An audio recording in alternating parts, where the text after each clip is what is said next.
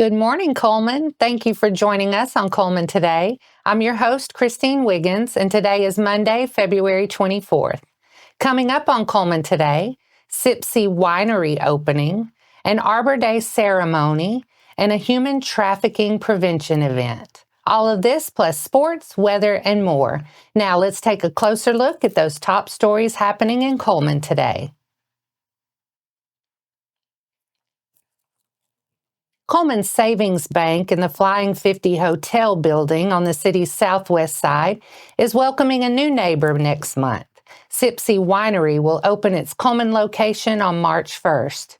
Owners Bart and Renda Crabtree, who already have a winery located in Double Springs, are excited to bring Sipsey Winery to Cullman, offering several wines, apple and pear ciders, wine slushies, charcuterie, and starting a couple of weeks after opening in Cullman, pizza. The Crabtrees decided to start their own winery and share stories of their area verbally and on bottles of wine.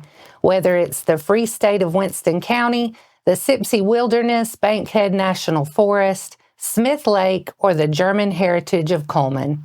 Having produced wines for Cullman festivals like Strawberry Rosé, called Strawberry Queen, a nod to past Strawberry Festival queens, or Glühwein, a spiced mulled wine for the Christkindl market, the Crabtrees say experimentation is in their nature, so small batches made by their micro winery makes them very adaptable. Sipsey Winery in Cullman will be officially open Saturday, March 1st at 11 a.m. at the Flying 50 location. The Double Springs location is currently open and serving favorites at 24972 Highway 195. The City of Cullman hosted an Arbor Day ceremony, and Cullman Today's Annabelle Howes brings us the report. Cullman marked its 37th year as a Tree City USA community with an Arbor Day ceremony at City Hall. Town officials, forestry experts, and community members gathered to celebrate the city's commitment to sustainability and recognize the students who participated in this year's Arbor Day poster contest. The city also received its third Growth Award, making it the only community in North Alabama to achieve this recognition. In honor of the milestone, a new Tree City flag was presented and will be flown proudly at City Hall. Ongoing efforts to replace trees removed during developments were also highlighted to ensure the community of Cullman a greener future. Students were also recognized for their artwork in the Arbor Day poster contest. Sacred Heart student Liam Hines was the overall winner and earned third place at a state level, as well as received a handcrafted tree quilt that symbolizes the importance of conservation. With the winning artwork to be displayed at the Cullman Aquatic Center and strong support from the community, the city remains determined to make each Arbor Day bigger and better. This has been Annabelle Howes with Cullman Today. The Cullman Eagle Forum is hosting an event with the Cullman County Human Trafficking Task Force tonight at 6 p.m. at the Hanceville Housing Authority. The event, titled Protecting Our Children, the Dangers of Pornography and Its Connection to Sex Trafficking, will feature speakers Cher Harbin, chairperson of the task force, and licensed professional counselor Malia Stevens. Harbin said public discussions like this are vital for prevention, saying that the more parents know about the way predators get to their children, the better they can protect them. The task force is working on a flyer project to teach the public and victims the sign language for human trafficking, which would enable a victim to make a silent cry for help and spur a bystander to make a phone call or take action to get them help. These laminated flyers would be in public restrooms around the county, an expense for which they are actively seeking sponsorship or financial support to cover. The event is free and open to the public tonight at 6 p.m. at the Hanceville Housing Authority located at 819 Kiki Drive in Hanceville. Coming up, West Point takes on Cold Springs. Sports is next.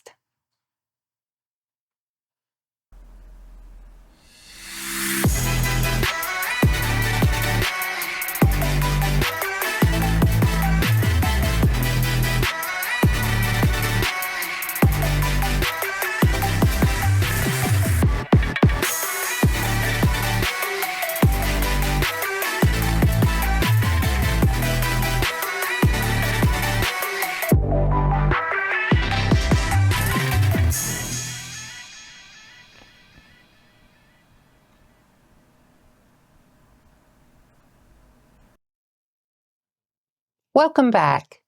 In today's sports segment, let's take a look at one of Saturday's local matchups on the diamond. The West Point Warriors hosted the Cold Springs Eagles this weekend, and they got off to a fast start in this one. West Point plated 3 runs in the first inning and 3 more in the second to build an early lead and went on to collect an 11-1 win over the Eagles. West Point jumped out in an early lead in its opening at-bats. The Warriors had runners on second and third with 1 out when Titan Thornton put the Warriors on the scoreboard with an RBI ground ball. Charlie Ashley and Jay Lamar followed that up with an RBI double and an RBI single to extend the lead to 3-0. Boston Freeman and Hunter Graves both scored on errors in the bottom of the second inning to make it a 5-0 game, and Ashley's RBI double stretched the lead to 6-0. Cooper Johnson's RBI double in the top of the fourth put Cold Springs on the board and trimmed the lead to 6-1, but another RBI ground out from Thornton brought home 2 more runs to give West Point an 8-1 lead in the bottom half of the inning. Cade Wellborn scored another Eagles error to extend their lead to 9-1 going into the fifth. The Warriors extended the game in the 6th inning. Skylar Eccles drew a bases-loaded walk, and then a ground ball from Graves gave West Point the 11-1 win over Cold Springs. Thornton finished with 3 RBIs for the Warriors. Ashley added 3 hits and 2 RBIs, while Graves and Eccles each drove in a run in the win. The pitching duo of Cooper Howard and Thornton combined to give up just 3 hits and 1 earned run, walked 1, and struck out 9. For Cold Springs, Johnson finished with a hit and an RBI, while Aiden Black and Boston Archer each added a hit in the loss. West Point will travel to Springville, and Cold Springs will host Good Hope on Tuesday. And that wraps up sports for today. After the break, we'll bring you 4 stories in under 4 minutes, including legislation on American flags and a St. Bernard Senior Spotlight.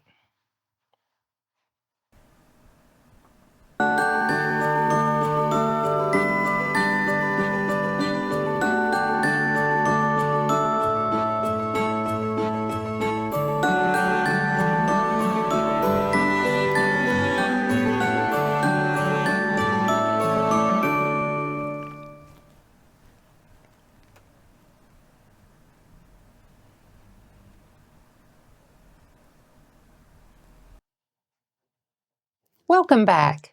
Now it's time to speed things up with a news rundown. 4 stories in under 4 minutes. Representative Robert Adderholt announced in a media release last week that he is co-sponsoring legislation introduced by Congressman Nick Langworthy that would require all United States flags purchased by the federal government to be entirely manufactured in the United States from domestic materials. Currently, federal agencies are not required to purchase 100% American-made U.S. flags, allowing foreign manufactured flags to be used. Adderholt said the American-Made Flag Act would close this loophole and ensure that taxpayers' dollars support American businesses and workers. Good Hope High School will hold its Fair Queen Representative Pageant on Saturday, March 8th, beginning at 3 p.m., followed by its Miss Heritage and Miss Heritage Princess pageants at 4. All pageants will be held at the school. Admission is $11 at the door. Come Bloom With Us, a free women's conference hosted by the Refuge Church of God in Cullman, will be on Saturday, March 1st from 10 a.m. to 2 p.m. Women's ministry leader Mandy Mann said they chose the theme Come Bloom With Us because it included everyone at every season of their walk with God. And with spring around the corner comes the promise of new beginnings and new friendships. The conference will include singing, a guest speaker, a luncheon, and drawings for door prizes. There's no cost to attend, but a love offering for the guest speaker and singers will be collected. Get more information at the Refuge COG on Facebook. In St. Bernard's Senior Spotlight, we meet Elle Talitsky. Having spent the last 6 years at St. Bernard, Talitsky has fully embraced student life, participating in cheerleading, volleyball, soccer, and tennis, while balancing a rigorous academic schedule that includes honors and AP courses. Beyond the classroom, Talitsky is well-traveled, having explored destinations from Washington, D.C. to breathtaking landscapes in Alaska, Belize, and Canada with her family. Inspired by her grandfather, Marty Robertson, she's also tried her hand at flying, earning her private pilot's permit at Wallace State Community College while still a high school sophomore. This fall, Talitsky plans to attend the University of South Alabama in Mobile, where she will pursue a degree in business. And that's your 4 stories in under 4 minutes. Now for a quick break before we look at the weather ahead and pay our respects with obituaries. I'll be right back after this quick message. Step into Cullman, where local heroes and community spirit shine. Introducing Community Matters Magazine from the Cullman Tribune, your guide to inspiring tales and community spirit. Celebrate our local champions and dive into the festivities at Christ Kindle Market. Feel the season's cheer and discover stories that inspire.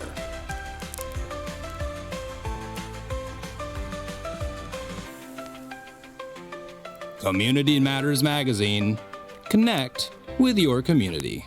Find your free issue at these locations or download a copy online.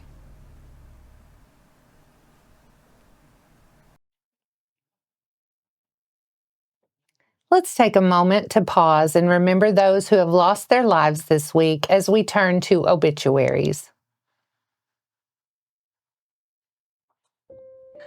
Robin Nixon Pruitt, 56, of Holly Pond, passed away on Friday, February 21st. Visitation will be held on Wednesday, February 26th at noon at Holly Pond Funeral Home, with a memorial service to follow at 2 p.m. Willadine Hines, 93, of Cullman, passed away on Saturday, February 22nd. Funeral service will be held today at 2 p.m. at Cullman Heritage Funeral Home, with burial at Enon Baptist Cemetery. Visitation will be today from noon to 2 p.m. at Cullman Heritage Funeral Home. Christy Shawn McClendon, 54, of Logan, passed away on Friday, February 21st. Visitation will be Tuesday, February 25th from 1 to 2 p.m. at Cullman Heritage Funeral Home. Interment will follow at Shady Grove Cemetery in Logan. Joyce Ann Beasley, 77, of Hartselle, passed away on Friday, February 21st. There are no services planned at this time. Our thoughts and prayers go out to their friends and families. Now let's take a moment to look ahead at your weather forecast. We'll see sunny skies today with a high near 62 and a low around 39. Tomorrow, more of the same with a high near 67 and a low around 41.